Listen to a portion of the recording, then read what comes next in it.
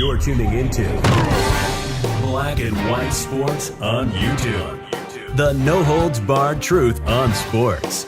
The main event starts now. I'm back. Rodrance for Black and White Sports. Well, if you would have told me I'd be making this video, I might call you a motor scooting SOB and a liar.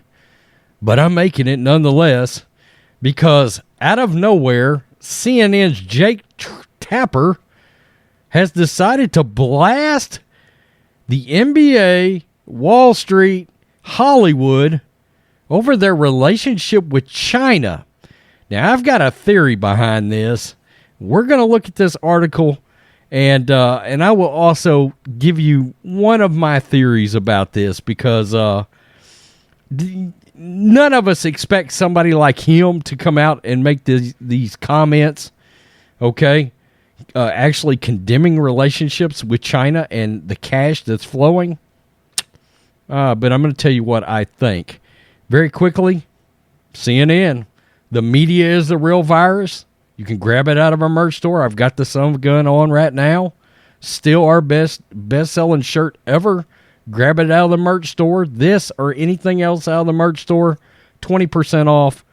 Promo code HOLIDAY. That's right, HOLIDAY. So you can go over there and grab that. Let's get to this. This is Outkick. CNN's Jake Tapper blast the NBA, Hollywood, and Wall Street over relationships with China. What the F is going on? Okay. On Sunday, a television host publicly dunked on the NBA, Hollywood, and Wall Street all in one sitting. And he did so because each industry continues to lick China's boots despite its restrictions on human rights. Most surprising of all, this host works for CNN. Jake Tapper credited the Women's Tennis Association for terminating the events it had scheduled in China when concerns surfaced over tennis player Peng Shuai was being suppressed by the CCP. Like Ted Cruz said, the WTA has bigger balls than the NBA. Tapper seems to agree, saying, quote, yes, the Olympics are supposed to be free and without politics. But this is not about politics. The allegations against the Chinese government go far beyond its treatment of Shui. Of course, Apple and Nike publicly claim to decry slave labor, but to be clear, the behavior we are seeing from U.S. corporations is not about a company surviving. It's about discontent with just hundreds of millions of dollars, desiring instead of billions of dollars. Quote, the millionaires and billionaires of Hollywood and the NBA and the IOC and Wall Street are all so eager for Chinese cash, they're pretending none of this is happening. There is no amount of money that can buy enough soap to wash that blood off their hands. They go on to say, and by they, I'm talking about Outkick and Bobby Burack, goes on to say, credit to Tapper, so few pundits in his position have the self-confidence to blast China in the NBA, and doing so will likely lead to at least one player to label him a racist. Tapper works for CNN, but he has a spine and credibility. Ooh, boy, I would use that credibility part loosely, Bobby. Objectively, Tapper should take over Chris Cuomo's primetime slot, and we know Cuomo got his ass run off. Now, to my theory, something that I think might be happening partially at that network, small percentages, is the fact that Bill Maher was recently on with Chris Cuomo a while back. And Bill Maher has been on the warpath against cancel culture, against wokeness, against CRT.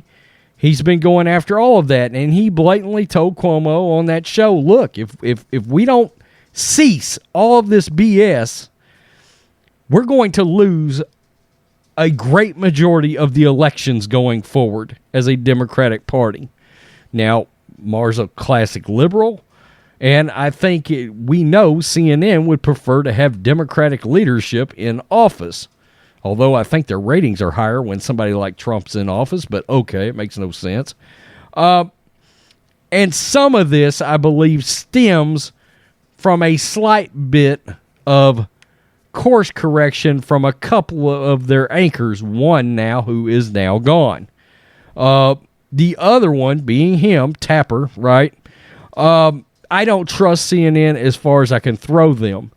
I give him some credit for calling this out. But look, they've had every opportunity to call this out. It's been a glowing neon Eat It Joe sign blinking in their face for how long, and they haven't said anything? Come on.